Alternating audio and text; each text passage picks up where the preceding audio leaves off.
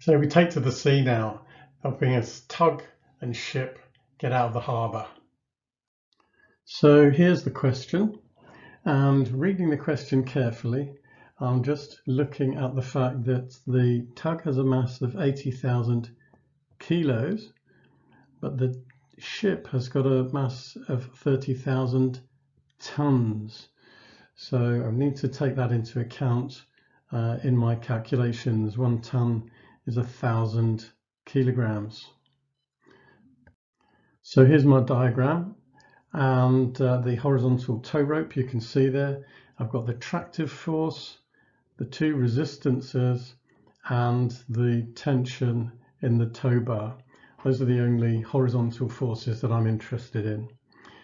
So when I assume that the tow rope is inextensible, that means that both the ship and the tug are accelerating by the same amount. So I can look at the whole system, and I can write down the equation of motion, F equals ma, for the whole system, with F being the resultant force. So that's the equation I get, remembering that the combined mass includes the 30 million kilograms, which is the mass of the ship.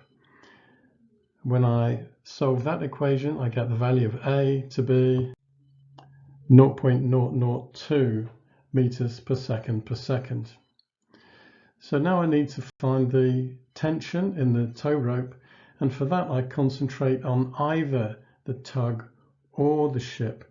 I've only got 2 forces acting on the ship, so I'm going to choose the ship because it's slightly easier.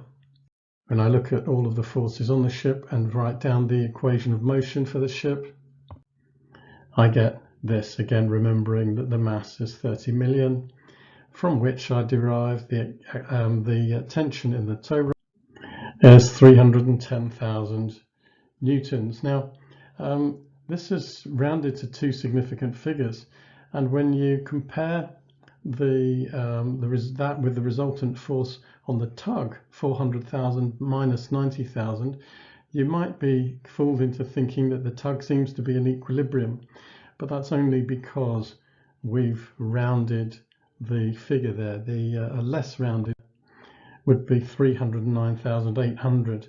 So we can see that only a very small amount of the tractive force is being used to overcome the resistance of the tug. The majority of that is going into trying to move the ship. So finally, answering the final part of the question, the tow rope must be light and inextensible, so we don't need to include its mass in our calculations, and as I said at the beginning, the acceleration of the ship and the tug are equal.